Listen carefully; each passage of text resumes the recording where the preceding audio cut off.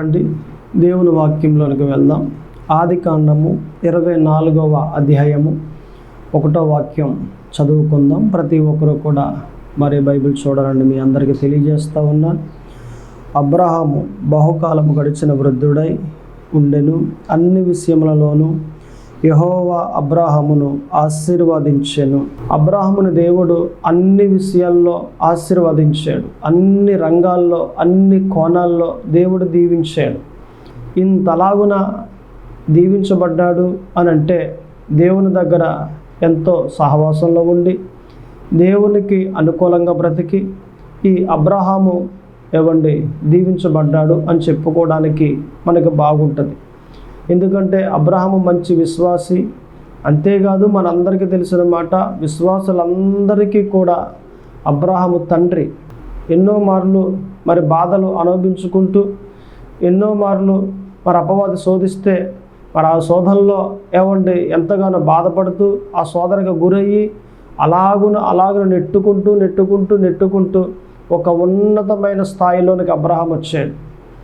ఈరోజు అబ్రహాం జీవితాన్ని మనం తీసుకుంటే నిజంగా అబ్రహాం జీవితం ఎలా దీవించబడ్డాడు, ఎలాగున హెచ్చింపబడ్డాడు, ఎలాగున అబ్రహాము బాధింపబడ్డాడు, ఈ మాటలు మనం చూస్తూ ఉంటే మనందరికీ కూడా దీవెనకరంగా ఈ వాక్యం ఉండబోతూ ఉన్నది. అబ్రహాము ఎలా శ్రమపడ్డాడు అనేది మనం మాట్లాడుకుంటే ముందుగా ఒక మారు అబ్రహాము తన దేశము నుండి బయలుదేరి దేవుడు చెప్పగా వచ్చేస్తూ ఉండే దారిలో అలా ప్రయాణం చేస్తూ ఉండగా దారిలో తన తండ్రి చనిపోయాడు. అది ఎంత బాధది. అయినప్పటికీ కూడా దేవుని మాటను ముందర పెట్టుకుని దేవుడు నన్ను ఆశీర్వదిస్తానన్నాడు, దేవుడు దీవిస్తానన్నాడు అనే మాట తన ముందర పెట్టుకుని ఆ మాటను బట్టే ఎదురు చూస్తూ ప్రయాణమై ముందుకు సాగుతూ వచ్చాడు. అంతేకాకుండా ఈ అబ్రహాము ముందుకి ప్రయాణం చేస్తూ ఉన్నప్పుడు తన భార్య అయిన సారాను ఒక రోజున మహారాజు కోటలోనికి కొందరు వ్యక్తులు తీసుకెళ్ళి మహారాజుకి అప్పగించేశారు. అయ్యా, ఇదిగో మన దేశంలోనికి వచ్చేరెళ్ళు, ఈ సారా చాలా అందగత్తె, చాలా అందమైన స్త్రీ, మీ దగ్గరికి తీసుకొచ్చామనంటే ఆ రాజుగారు వీరికి బహుమానం ఇచ్చి పంపించేసి ఈ సారమ్మను కోటలో పెట్టుకున్నాడు. అబ్రహామేమో బయట, సారమ్మేమో లోపల. అంటే అబ్రహాముకి ఎంత శ్రమది, ఎంత బాధది. ఇటువంటి శ్రమలు, ఇటువంటి బాధలు, ఇటువంటి ఇబ్బందులు ఎదుర్కొంటూ ప్రయాణం చేస్తూ అబ్రహాము మనకు కనిపిస్తూ ఉన్నాడు బైబిల్లో. ఒక రోజున దేవుడే ఆ మహారాజుకు దర్శనమిచ్చి, నీ కోటలో సారమ్మ అనే ఒక స్త్రీ ఉంది కదా. అవునయ్యా, ఉంది. ఆమె అబ్రహాము భార్య. అబ్రహాము నా ప్రవక్త, ప్రార్థన చేయించుకో, దీవించబడతావు. ఒకవేళ ప్రార్థన చేయించుకోకుండా కానీ సారమ్మను తీసుకెళ్ళి అబ్రహాముకి ఇవ్వకుండా కానీ ఉంటే నిశ్చయముగా నువ్వు చనిపోతావు అని దేవుడు దర్శనమిచ్చి ఆ దర్శనమునందు చెప్పగానే ఆ రాజుకి భయంతో ఒక్కసారిగా లేచి తన పక్కనే ఉన్న వారిని పిలిచి వెళ్ళి అబ్రహాముని తీసుకున్నాడని చెప్పి అబ్రహాముకి తన దగ్గరున్న కోటలో ఉన్న సారమ్మను అబ్రహాముకి అప్పగించేసాడు. ఇలాగున దేవుడు ఎన్నో మార్లు ఆపదలోనికి వెళ్తూ ఉంటే అబ్రహామును బయటకు తీసుకొచ్చాడు. ఇలాగను మనం మాట్లాడుకుంటే అబ్రహాము తన ఆత్మీయ జీవితంలో శ్రమలు అనుభవించుకుంటూ ఒక మంచి దీవెనలోనికి, ఒక మంచి ఆశీర్వాదంలోనికి అబ్రహాము వచ్చేసాడు. ఎవరైనా, ఏ భక్తుడైనా మొదటగా శ్రమలు పడుతూ, బాధలు పడుతూ, నిందింపబడుతూ, అవమానాల గుండా ప్రయాణం చేస్తూ ఆఖరికి ఆశీర్వాదంలోకి వచ్చినట్లుగా మనం చూస్తాం. అటువంటి ఆశీర్వాదము ఈరోజు దేవుడు మనకు కూడా ఇవ్వడానికి ఇష్టపడుతూ ఉన్నాడు. బట్ ఎవరైతే ఆశీర్వాదం కావాలి అని అనుకుంటున్నారో, శ్రమలు కూడా అనుభవించాలి అని ముందుగానే ఉద్దేశించి సిద్ధపడి రెడీగా ఉండాలి. ఈ భక్తిలో ఆశీర్వాదము ఉంది, శ్రమలు ఉన్నాయి, ఘనత ఉంది, నిందలు ఉన్నాయి, అవమానము ఉంది, సమృద్ధి ఉంది, అలాగనే ఒక విలువైన మంచి స్థానం కూడా ఉంది, కరువు ఉంది, సమృద్ధి ఉంది. ఇలాగ మనం ఆలోచన చేస్తే శాపము ఉంది, ఆశీర్వాదము ఉంది. ఈ భక్తిలో ఎలాగున సంతోషపడుతూ ఉన్నామో అలాగునే బాధింపబడతా ఉన్నాం. ఎలాగ వేధింపబడతా ఉన్నామో అలాగునే ఆనందపడతా ఉన్నాం. ఈ భక్తిలో రెండు ఉన్నాయి. అందుకే దేవుడు ఒక మాట అన్నాడు కదా, సుఖ దుఃఖములను జతపరిచి ఉన్నాడు దేవుడు అనే వాక్యాన్ని మనం చూస్తాం. అంటే సుఖాన్ని దుఃఖాన్ని రెండిటినీ కూడా దేవుడు ఏం చేశారట, జతపరిచారు. భార్యాభర్తల జతగా ఎలాగైతే ఉంటారో సుఖము దుఃఖము రెండూ కూడా జతగా ఉంటాయి. ఈ మాటను బట్టి మనం ఆలోచన చేస్తే సమృద్ధి పక్కనేముంది, కరువు ఉంది. శాపం పక్కనే ఉంది, ఆశీర్వాదం ఉంది. సుఖం పక్కనే ఉంది, మీరే చెప్పాలి. సుఖం పక్కనే ఉంది, సుఖ దుఃఖములను అనంటే దుఃఖం ఉన్నది. ఇలాగ మనం మాట్లాడుకుంటూ వెళ్తే, ప్రయాణం చేస్తే ఏమండి, ఈ భక్తిలో ఆశీర్వాదము ఉంది, శ్రమలు ఉన్నాయి. ఈ రెండు అనుభవించుకుంటూ ప్రయాణం చేస్తూ ముందుకెళ్ళాలి. కానీ నాకు శ్రమలు వద్దండి, నాకు బాధలు వద్దండి, నాకు దీవెనే కావాలండి, నాకు ఆశీర్వాదమే కావాలండి, నాకు సమృద్ధే కావాలండి, నాకు ఘనతే కావాలండి, అవమానం వద్దండి అని అంటే అది జరగని పనది. ఈ రెండు దేవుడు ఏమండి ఈ భక్తిలో దాచుంచాడు. ప్రతి విశ్వాసి ఈ రకంగా రెండింటిని అనుభవిస్తూ ముందుకెళ్ళాలి. అంతేగాని నేను ఒక వేలో వెళ్ళిపోతానండి, వన్ వేలో వెళ్ళిపోతానండి, నాకు ఆశీర్వాదమే కావాలండి, శ్రమలు వద్దండి అని అంటే అది జరిగేది కాదు. ఆశీర్వాదం కావాలి అన్నప్పుడే నువ్వేం చేయాలి, శ్రమలు కూడా వస్తాయి ఈ భక్తిలో. ఆ శ్రమలు అనుభవించడానికి నేను సిద్ధపడాలి అన్న ఆలోచన కలిగి ఉండాలి. ఆ శ్రమలలో దేవుడు నీకు సహాయం చేస్తాడు. ఆ నిందలలో నీ చేతిని పట్టుకుని గమ్యానికి చేరుస్తాడు. నిన్ను వదిలేడాయినా, నిన్ను గెంటేడాయినా, నిన్ను పట్టించుకోకుండా ఆ శ్రమలలో నిందల్లో ఏమండి మరి వదిలేసి ఆయన పని ఆయన చూసుకుంటూ వెళ్ళిపోడాయినా, ఈ శ్రమలలో నీ చేతిని పట్టుకుని ఉంటాడు, ఈ నిందలలో నీ చేతిని పట్టుకుని ఉంటాడు. నువ్వు ఎక్కడికైతే చేరుకోవాలో చేరుకోవలసిన ఆ గమ్యానికి దేవుడు చేరుస్తాడు. ఆయన నీవాడు, ఆయన నీ తండ్రి, ఆయన నీ దేవుడు. నీ తండ్రి నిన్ను ఎందుకు వదిలేస్తాడు శ్రమలలో? వదిలేయడు. నీకు ఇచ్చిన మాటను నెరవేర్చడానికి నీకన్నా ఎక్కువగా ఆయనే అతురుపడుచున్నాడు. ఇర్మియా గ్రంథం రాయబడి ఉంది కదా, అంటే నీకిచ్చిన వాగ్దానాన్ని నెరవేర్చడానికి నీకన్నా ఎక్కువగా కంగారుగా ఉన్నాడు ఆయన.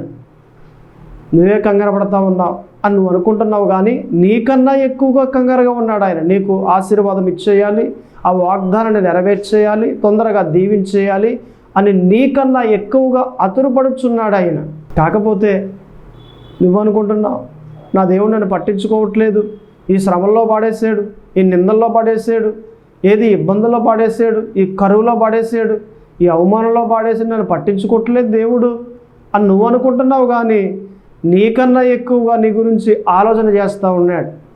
నీ గురించి నువ్వు ఎంత జాగ్రత్త తీసుకుంటా ఉన్నావో నీకన్నా ఎక్కువగా నీ దేవుడు నీ గురించి జాగ్రత్త ఎక్కువగా తీసుకుంటూ ఉన్నాడు. జాగ్రత్త విషయంలో కానివ్వండి, బాధ్యత విషయంలో కానివ్వండి, లేదా కాపుదల విషయంలో కానివ్వండి, ప్రతి విషయంలో కూడా నీకన్నా ఎక్కువగా నీ ఆత్మీయ జీవితం పట్ల ఆయన కేర్ తీసుకుంటూ ఉన్నాడు. నీ పట్ల ఆయన కేర్లెస్గా లేడు. ఆయన కేర్ఫుల్గా ఉన్నాడు. ఆయన లేదండి కేర్లెస్గా ఉన్నాడండి అని అంటే కనుక అబద్ధం, అది నిజం కాదు. కాబట్టి మీరంతా కూడా దేవుడు నా గురించి పట్టించుకుంటున్నాడు, దేవుడు నా గురించి బాధ్యత కలిగి ఉన్నాడు, దేవుడు నా గురించి మంచిగా ఉన్నాడు, ఆయన నన్ను వదిలేయలేదు, నన్ను పట్టించుకుంటూ ముందుకు నడిపిస్తూ ఉన్నాడు అని గుర్తుపెట్టుకోండి. ఇది నిజం, ఇట్ ఈస్ రియల్లీ, ఇది అబద్ధం కాదు, ఇట్ ఈస్ నాట్ లై. ఒకసారి గ్రహించండి, మీరు మీ ఆత్మీయ జీవితం పట్ల మీరు ఎలా నడుస్తూ ఉన్నారు?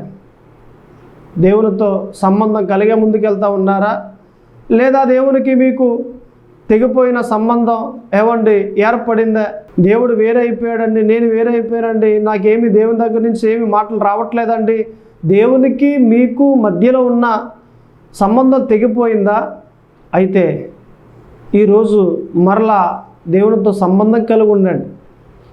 దేవునితో సంబంధం కలిగి ఉన్న ప్రతి వ్యక్తిని కూడా గమ్యానికి చేరుస్తాడు ఆయన, గమ్యానికి తీసుకెళ్తాడు ఆయన, వాగ్దానాన్ని నెరవేరుస్తాడు ఆయన, ఆశీర్వాదంలోకి తీసుకెళ్తాడు ఆయన, దీవెనలోనికి తీసుకెళ్తాడు ఆయన, సమృద్ధిలోనికి తీసుకెళ్తాడు ఆయన. ఆయనతో సంబంధం కలిగిన ప్రతి వ్యక్తిని కూడా ఆయన దీవించి ఒక ఉన్నతమైన స్థాయిలోనికి హెచ్చింపజేస్తాడు ఆయన. కాబట్టి మీరంతా కూడా దేవునితో సంబంధం కలిగి మీరు ఉండాలి. శ్రమల వస్తూ ఉంటాయి, బాధల వస్తూ ఉంటాయి. అవి ఎలాగొచ్చాయి ఎలా పోతాయి. గోడ కుట్టిన బంతి మళ్ళా రిటర్న్ ఎలాగైతే వచ్చేస్తుందో, శ్రమలు కూడా అపవాది తీసుకొచ్చి మళ్ళీ కొట్టినప్పుడు వారానికో నెలకో మరలా శ్రమ ఏమైపోతాడట, మళ్ళీ వెనక్కి వెళ్ళిపోతుంది.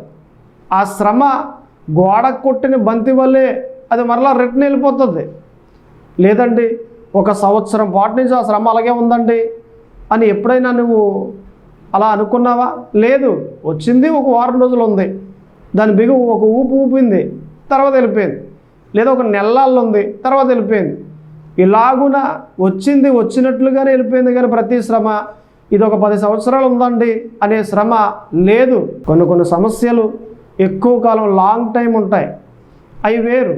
దేవుడు కొంతమందికి అలాగను పెడతాడు, అది వేరది. అయితే మనకొచ్చే సమస్యలు మనకొచ్చే బాధలు వచ్చి వెళ్ళిపోతూ ఉన్నాయి, కానీ దర్శించి ఢీకొట్టి వెళ్ళిపోతూ ఉన్నాయి, కానీ అవి నిత్యము ఉండట్లేదు. అలాగునే ఈరోజు నీకేమొచ్చింది? సమస్య వచ్చిందా? ఈరోజు నీకేమొచ్చింది? నింద వచ్చిందా? ఈరోజు నీకేమొచ్చింది? కరువు వచ్చిందా? ఈరోజు నీకేమొచ్చింది? అవమానం వచ్చిందా? అది ఎలా వచ్చింది? అలాగే వెళ్ళిపోతే మరలా తిరిగి. కాబట్టి నువ్వేం చేస్తావు? దేవునితో సంబంధము కలిగి ఉండు. ఈరోజు నేను 3 మాటలు చెప్పడానికి ఇష్టపడతా ఉన్నాను. దేవుడు మనల్ని ఆశీర్వదిస్తే మనం ఏమవుతాం? 1 చూద్దాం. సంఖ్యాకాండము 6వ అధ్యాయము 24వ వాక్యం. యెహోవా నిన్ను ఆశీర్వదించి నిన్ను కాపాడునుగాక. దేవుడు కానీ ఒక వ్యక్తిని ఆశీర్వదిస్తే ఆ వ్యక్తిని జీవితాంతకాలము కాపాడుతూ, అనారోగ్యము నుండి ఆపదల నుండి కాపాడుతూ వెళ్తాడు. అంటే నీకు నాకు ఎప్పుడు ఎల్లప్పుడూ కాపుదల ఉంటుంది. దేవుని యొక్క కాపుదల ఎల్లప్పుడూ నిత్యము ఆల్వేస్ ఉంటుంది. అప్పుడప్పుడు కాదు, అంటే అకేషనలీ కాదు, ఎల్లప్పుడూ ఆల్వేస్ నీకు నాకు దేవుని యొక్క మహా కృప మహా కాపుదల ఎప్పుడు ఉంటుంది. కారణం ఏంటంటే దేవుడు ఆశీర్వదించాడు కాబట్టి. ఇక్కడ వాక్యంలో చదవబడిన వాక్యంలో ఏమనుంది? యెహోవా నిన్ను ఆశీర్వదించి నిన్ను కాపాడునుగాక. అంటే ఆశీర్వదించిన ప్రతి వ్యక్తికి కూడా దేవుడు ఏం పెడతాడట? కాపుదల పెడతాడు. కాపాడుతూ వెళ్తాడు. కాపాడుతూ ఏదైనా ఆపద వచ్చిందా నిన్ను కాపాడతాడు. ఏదైనా అనారోగ్యం వచ్చిందా నిన్ను కాపాడతాడు. ఏదైనా సమస్య వచ్చిందా సమస్యలో నుండి కాపాడి తీసుకొస్తాడు బయటికి. ఏవైనా నిందల్లో ఇరుక్కుపోయావా, లేదా ఏదైనా అవమానంలో బందీ అయిపోయావా, ఆ బందీ అయిపోయిన చోట నుండి బయటికి నిన్ను తీసుకొస్తాడు.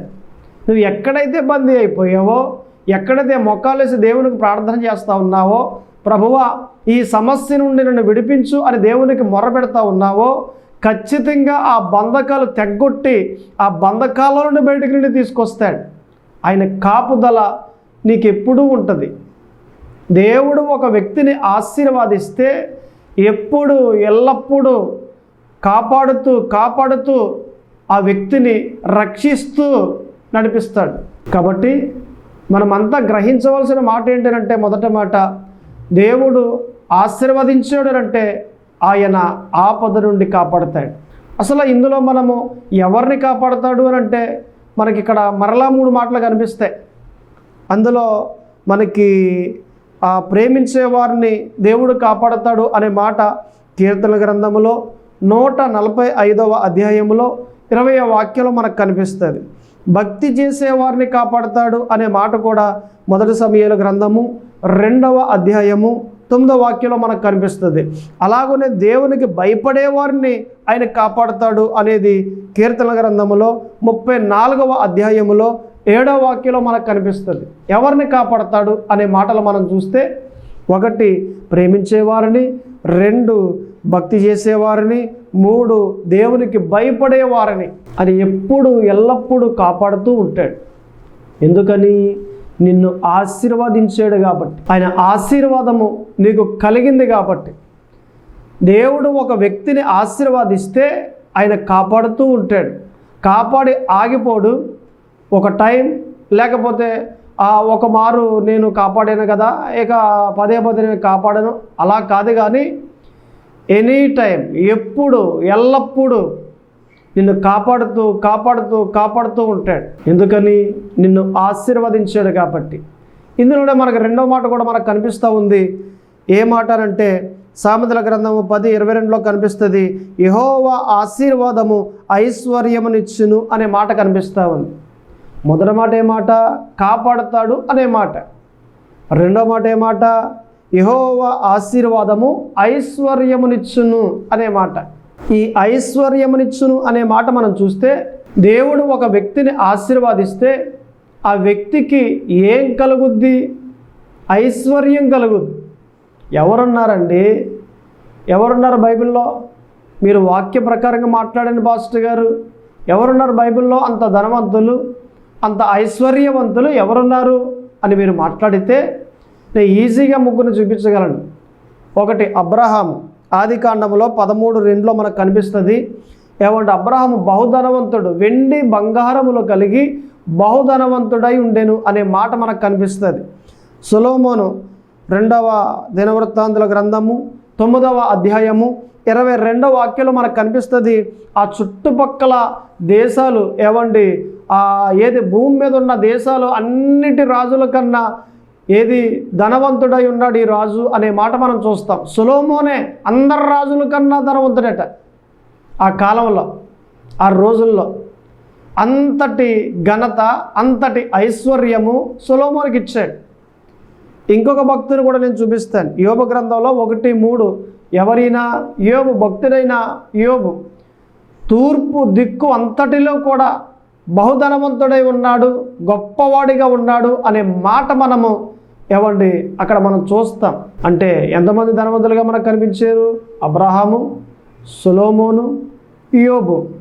ఇలాగున ఇంకా చాలామంది, దావీదు కానివ్వండి, ఇస్సాకు కానివ్వండి, ఇలాగున అనేక మంది భక్తులు ధనవంతులుగా మనకు కనిపిస్తారు. ఎవరు లేరండి బైబిల్లో? అనేక మంది ధనవంతులు ఉన్నారు కదా. మరి నీవెలా ఉన్నావట? ధనవంతునిగా ఉన్నావా? నీతిమంతుని ఇల్లు గొప్ప ధననిధి అని వ్రాయబడింది. నీ ఇంట్లో ధనముందా? ధనమును జ్ఞానుల ఇంట ఉండును అని వ్రాయబడింది కదా వాక్యంలో. మరి నీ ఇంట్లో ధనముందా? ధనం అనగానే అరే ఈ పాస్టర్ గారికి ధనపిచ్చి అనుకోకండి. బైబిల్లో వ్రాయబడిన మాటలు నేను బోధిస్తూ ఉన్నాను. బైబిల్లో భక్తులు జీవించారే, ఆ భక్తుల గురించి నేను బోధిస్తూ ఉన్నాను. వారు ఉన్నారు కదా ధనవంతులుగా, నీవెందుకు ఉండకూడదు? నీ ఆలోచన ఎప్పుడు ఇలా పనిచేయలేదు. నీ ఆలోచన ఎలా పనిచేసింది? అరే మరి దరిద్రుడైన లాజరు అలాగున బ్రతికి ఏది ధనవంతుడు రొట్టె ముక్కలు తినేసి పాడైగా పడిపోగా ఆ నేల మీద పడిపోయిన ఆ ముక్కలని ఏరుకుని తిని ఏదో రకంగా దేవుని రాజ్యం వెళ్ళిపోయాడు కదా. నేను కూడా అలాగే నెమ్మదిగా పాక్కుంటా ఈ జీవితం అనుభవించేసి దరిద్రమైనా పర్వాలేదు, కరువైనా పర్వాలేదు, అప్పులైనా పర్వాలేదు, అసలు ఏ సమస్య అయినా పర్వాలేదు, నెమ్మదిగా దేవుని రాజ్యం వెళ్ళిపోతా అన్నట్లుగా నీ మోడల్ లాజర్ని తీసుకున్నావు. కానీ అబ్రహాముని తీసుకున్నావా? సొలొమోను తీసుకున్నావా? యోబుని తీసుకున్నావా? ఎవరిని తీసుకున్నావు? అబ్రహామా? లాజరా? నీ మోడల్ ఎవరు తీసుకున్నావు? అబ్రహాం మాదిరి ధనవంతునిగా బ్రతికి భూమి మీద దేవుని రాజ్యం వెళ్తావా? లాజర్ మాదిరి ఈ భూమి మీద దరిద్రమైన బ్రతుకు అనుభవించి దిక్కు మొక్కు లేకుండా దేవుని రాజ్యం వెళ్తావా? నువ్వు ఎలా ఉంటావు? ఎలా జీవిస్తావు? ఎలా బ్రతుకుతావు? నువ్వు ఎలాగ ఆలోచన చేసేవో అటువంటి జీవితమే నీకు వస్తుంది. లేదంటే లాజర్లా బ్రతికి వెళ్ళిపోతానండి, దరిద్రమైన బ్రతికే అనిపిస్తావు. నీ జీవితాంతకాలం కూడా అప్పులే ఉంటాయి, కరువే ఉంటుంది, ఎవరికి సహాయం చేయలేవు, అందరి దగ్గర చేతులు ఎలా చాపుతావు తప్ప కానీ నీ చేయి ఇచ్చేవానిగా ఉండదు. సుఖమేముంది? లాజర్ బ్రతికేది. కానీ అబ్రహాము జీవితం నాకు కావాలి అని నువ్వు అనుకుంటే కనుక ధనవంతునిగా బ్రతుకుతావు. నీ జీవితంలో ఐశ్వర్యం ఉంటుంది, అనేక మందికి అప్పులు ఇస్తావు, దేవునికి మహిమకరంగా అనేక మందికి దీవెనకరంగా బ్రతికి దేవుని రాజ్యం వెళ్తావు. ఏ బ్రతుకు బాగుంది? ఏ బ్రతుకు నీకు కావాలి?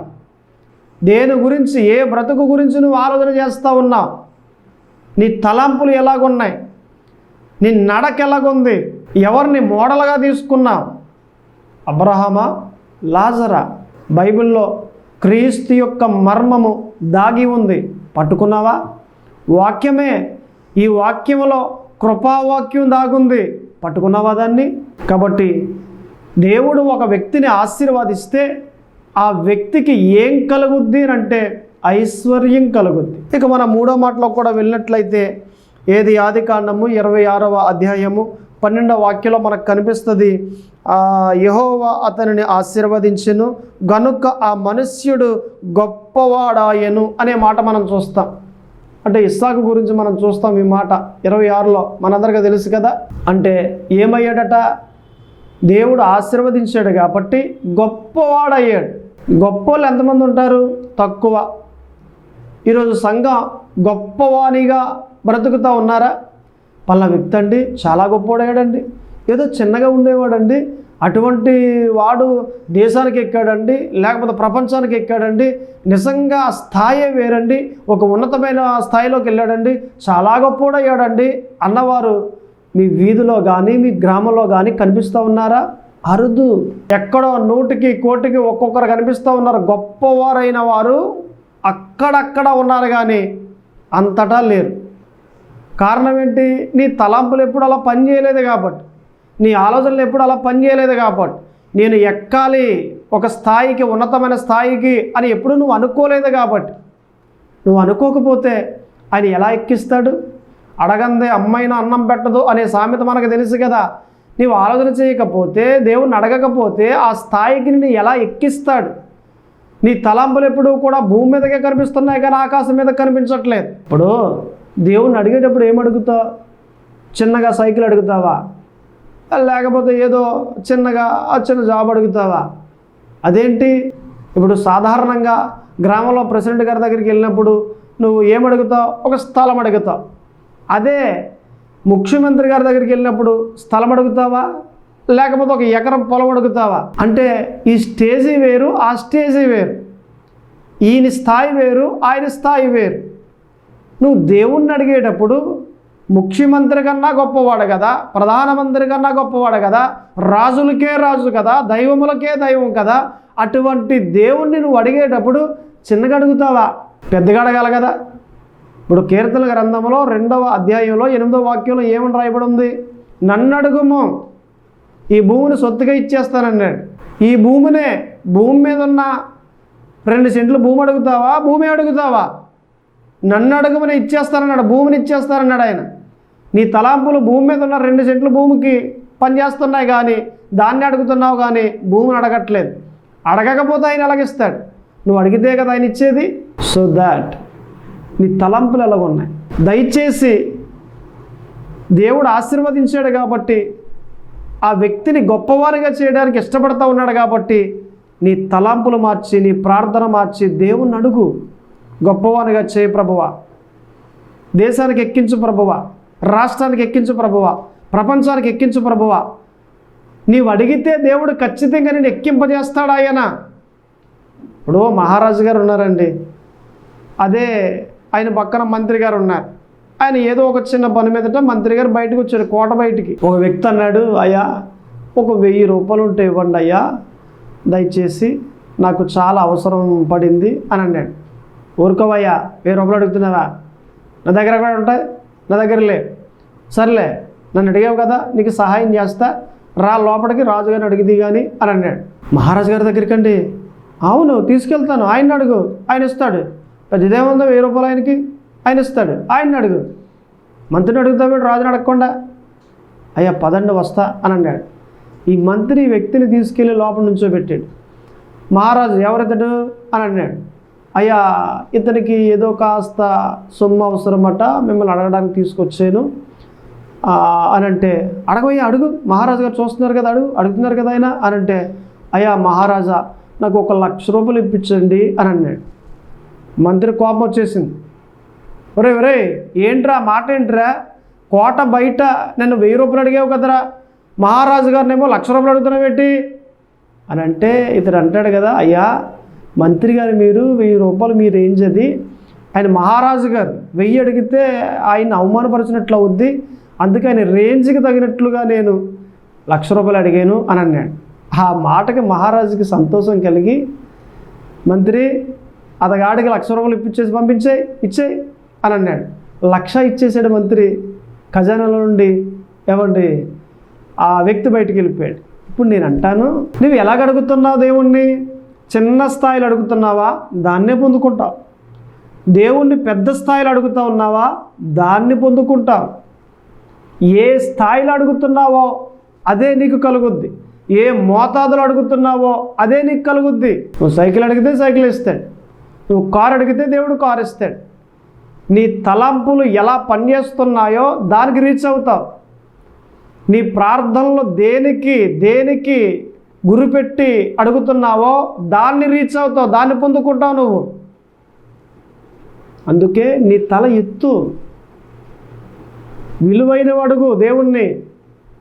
నీ జీవితం మార్చబడుతుంది, నీ జీవితం మారిపోతుంది. నీ ప్రాంతంలో అటువంటి స్థితి కలిగిన జీవితాన్ని, అటువంటి స్థాయి కలిగిన జీవితాన్ని నా దేవుడు నీకు ఇవ్వడానికి ఇష్టపడతా ఉన్నాడు. దేవుడు ఆశీర్వదిస్తే గొప్పవారు అవుతారట.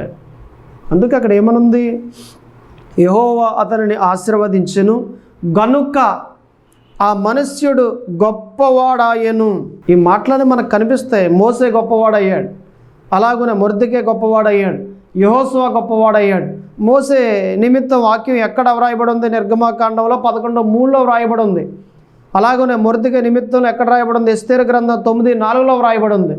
అలాగనే యెహోషువ గ్రంథం 4వ అధ్యాయం 14లో యెహోషువ గురించి వ్రాయబడి ఉంది. ఈ ముగ్గురు వ్యక్తులు కూడా గొప్పవారయ్యారు అని రాయబడి ఉంది. నువ్వెందుకు అవ్వకూడదు? ఆ ముగ్గురిని ఎలా చూస్తున్నాడో దేవుడు, ఆ రోజున ఎలా చూసాడో ఈ రోజు నిన్ను అలాగే చూస్తున్నాడు కదా. దేవుడు ఏమన్నా పక్షపాత? అబ్రహామునే దీవిస్తాను నేను దీవించును అనడానికి, మోసేనే గొప్పవానిగా చేస్తాను నేను చేయను అనడానికి దేవుడు ఏమైనా పక్షపాత? కాదు కదా. వారి తలలు పైకెత్తి దేవుణ్ణి ఉన్నతమైనవి, విలువైనవి అడిగారు, పొందుకున్నారు. ఈ రోజుల్లో ఈ తరంలో ఉన్న విశ్వాసుల తలలు క్రిందకున్నాయి, చిన్నవి అడుగుతూ ఉన్నారు, చిన్నవే పొందుకుంటూ ఉన్నారు కానీ పెద్ద పొందుకున్నవారు అరుదు, తక్కువ. సో దాట్ మనమంతా కూడా పెద్దవడగాలి, దేవుణ్ణి పెద్దవడగాలి. కాబట్టి మనమంతా పెద్దవడిగి ఒక ఉన్నతమైన స్థాయిలోకి రావాలి అని పరిశుద్ధాత్మ దేవుడు కోరుతూ ఉన్నాడు. 3 మాటలు. దేవుడు ప్రేమిస్తే మనము ఏమవుతాం? అందులో మొదటి మాట కాపాడబడతాం ఆపద నుండి, రెండవ మాట ఐశ్వర్యవంతులం అవుతాం, మూడవది గొప్పవారం అవుతాం. ప్రార్థన చేసుకుందాం. దయచేసి కళ్ళు మూసుకోండి. ప్రార్థన. దేవుడు మిమ్మల్ని దీవించునుగాక. పరిశుద్ధుడా దేవ తండ్రి, ప్రభువా యేసుక్రీస్తు, అయ్యా నిజమే ప్రభువా, అబ్రహామును అన్ని విషయాల్లో ఆశీర్వదించారు ప్రభువా, అలాగను మమ్మల్ని కూడా ఆశీర్వదించండి. అబ్రహామును ఆశీర్వదించిన దేవుడా మాకు కూడా దీవెన దయచేయండి, సమృద్ధి కలగచేయండి, మీ ఆశీర్వాదం కలగచేయండి ప్రభువా. ఒక ఉన్నతమైన స్థాయిలోనికి మమ్మల్ని కూడా తీసుకెళ్ళండి ప్రభువా. అటువంటి మనసు కలిగి ఉన్నారు కదా, ఈరోజు మాతో మాట్లాడి ఉన్నారు కదా, మమ్మల్ని జ్ఞాపకం చేసుకోండి ప్రభువా. ఇదిగో ఎందరైతే ఇలాగున ప్రార్థన చేస్తూ ఉన్నారో వారందరినీ జ్ఞాపకం చేసుకోండి, దీవించండి, బలపరచండి, హెచ్చింపచేయండి, మీ కృపలో భద్రపరిచి మీ ఆత్మ చేత నడిపింపచేయమని ప్రార్థిస్తూ ఉన్నాం ప్రభు. ఈ కొద్ది ప్రార్థన ఆలకింపచేయమని యేసు క్రీస్తు నామమున అడుగుచున్నాము తండ్రి. ఆమేన్.